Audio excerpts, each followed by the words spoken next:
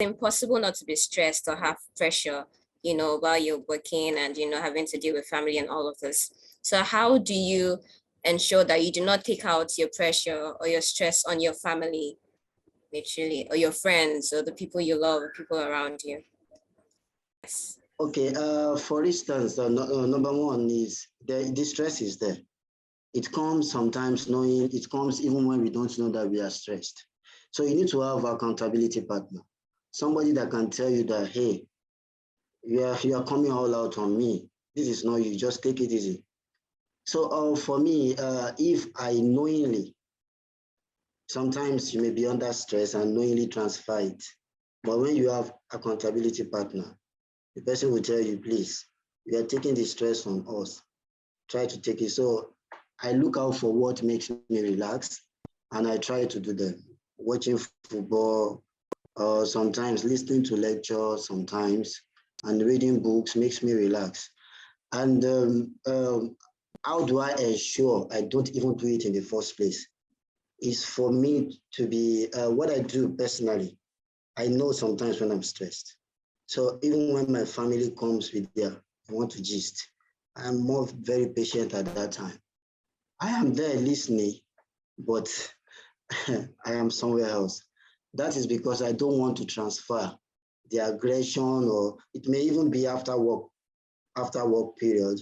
But that stress of maybe the stress from work is still on me. So I just try to be more patient, and then identify it at that time that I'm stressed and try to be calm about it. That is how I prevent it. But sometimes unknowingly, we are all humans, unknowingly I just transfer it. And when I'm cautioned that I've transferred it, I try to pull back and do what makes me relax and acknowledge that I've transferred it. Because if you don't acknowledge, you will not even want to improve or want to even make corrections in the first place. So you need to acknowledge that you are stressed. Sometimes we feel we can do it all, but maybe a kind word, listening to a kind word from our partner, brother, sister, friends, can even lift off your spirit. I share a typical example. During COVID and even last year, I was leading 2 programs in different countries, and I had several team members, which I didn't know that I was taking care of them. When they were going on leave, go, no, there won't be any stopping. That, oh, no stopping, you have to go. So it got to a time, one of them asked me openly in the meeting, that when do you relax? We have been on this project phase 1, we finished, you have never gone on leave. We are in phase 2, almost to the end. When do you relax? It wasn't the subject of the meeting that day. So when the lady asked me, I said, okay, sometimes I try to relax. And she said to me that, okay, this time for the next 1 week, we want to be in charge. Take back seat. That is because I have been able to take care of them. And they took care of me. I took back seat, and sincerely, the work was done. They did it so excellently well. So unconsciously, I was taking care of them and neglecting myself. And in a way, my own family were suffering from my own negligence. But I had a team, a very beautiful team. None of them is from Nigeria. And they just told me this, and I didn't say because I'm the leader of the team, you can't tell me what to do. I listened, and we put it into practice. It was beneficial to me. So we are all work in progress. It's a learning curve for me as well. So for me, this is the way I try to manage not to transfer pressure from myself to my family. Thank you.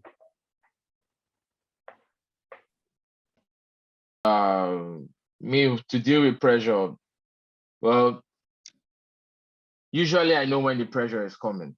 So when the week is about to start, you know what are the tasks ahead of you. And one of the things I would do is communication. Communicate to my family and friends and tell them, this week is go hard, though. Just take it easy with me.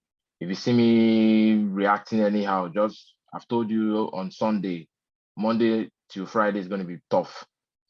So yeah, communication is key. You need to communicate with your partner, you need to communicate with your family and friends, people that you know will be affected by whatever work you are doing, and so that they can help you manage when you're under stress, right?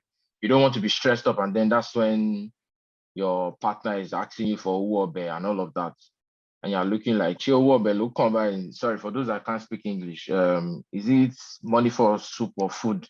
That is the. I'm telling you that I have a target to hit in blah blah blah. You're telling me uobe. Uobe is there. Go and take it. You know, you don't want that happening to you. You don't even want that happening to you, right?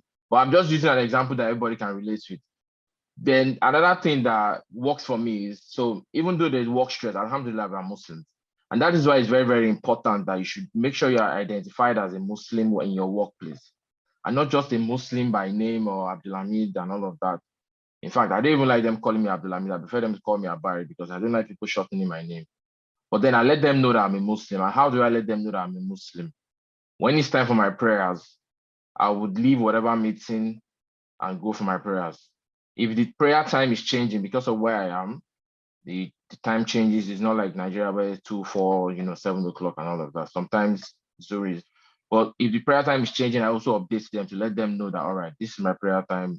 I need to go and pray and all of that. Now, one good thing about prayer is that you see, when you go to that sujood, when you put your head on the ground, no matter the pressure that you're facing at that moment, Allah to leave, right? And then by the time you say Salam Alaikum Warahmatullahi Wabarakatuh, left and right, and you just sit down to do your small askar. Yes, the pressure is waiting for you when you stand up from there, but at that moment, you will be able to rejuvenate. And that's why you need to identify as a Muslim by action in your workplace, not just by name. And don't be the Ramadan Muslim that it's only Ramadan that they know that you're always praying 5 times daily. Right? Don't be that type of Muslim. Be the Muslim that every time that it's time for prayer, you're always going to go and pray. And you've let them know that you have to go and pray by this time. I'll give you a small example that happened to me recently. So in my company, we do happy hour. And the happy hour is not always at the end or like on Fridays, like, what they usually do in Nigeria. Happy hours in Nigeria is always like Friday, which is, to me, you're just taking people's more time. Right? It's wrong. So put happy hours in between the working hours so that everybody has that time to actually relax and all of that. So they put happy hours on the time when I am supposed to be praying Zuhr. And I told them, I won't be able to do this. I won't be able to join this happy hour because I'm going to be praying. And they had no choice but to change it.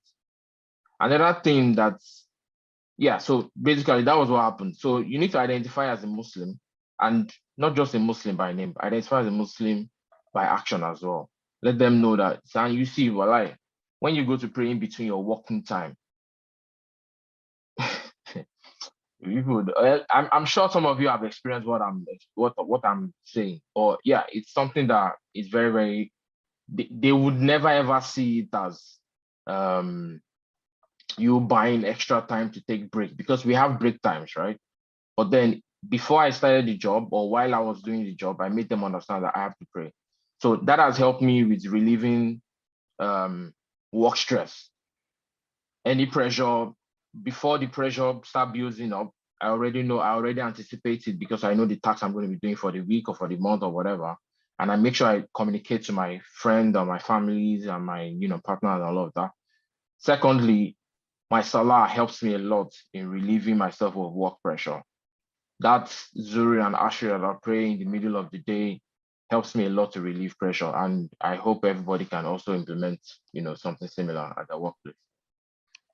The time for me is even from when I step in to go for my ablution. When you put that water, once I pour water on my face, that's it. Because it rejuvenates you. It's like Allah already knew the kind of how, of course, what am I saying is like, ask for life for that.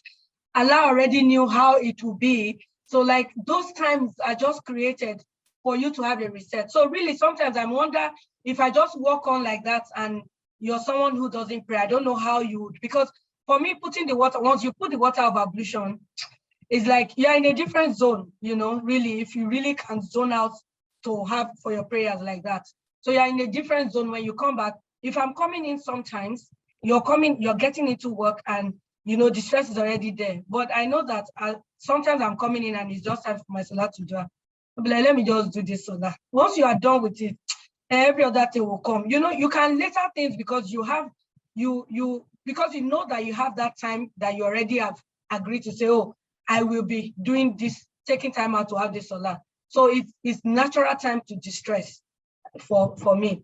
And just like Brother Barry said, truthfully, for me, it's about communication. When it is time, when my stress week is coming, everybody, even to the people who live in the house with me, my friends that are online, everything, my friend will be like, hi, didn't you see what I posted on Instagram? You didn't like it. I'll be like, I told you already that this week, I'm useless this week, you know? So for me, it's very much of communication. I tell people ahead. When my parents, my family, anybody is calling, I'll be like, Emma, pay me wiki this week, just leave me this week. As I'm coming in, my friend will be like, how is your face? Is it Jody? Like, everybody knows my manager's name, you know? So I let them know, you know, my manager's name. So first off, what I do is, I know my schedule.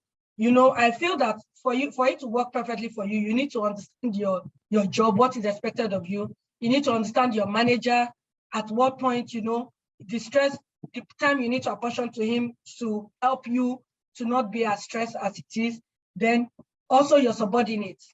You know, I do a SWOT analysis. I know my subordinates that I can say, you take this, and I don't have to go back again to say, oh, what have you done? Oh, what haven't you done? They will run with it and probably even give it a better conclusion than even I would. And all I need to do is just to collate and push, you know. So I do all those things ahead of time. So I have my to-do, I have my everything. I communicate with everybody that needs to know. I work with them on it, and that way, even when I you know, stray, of course, and I do that a lot. I'm not even going to say no to that.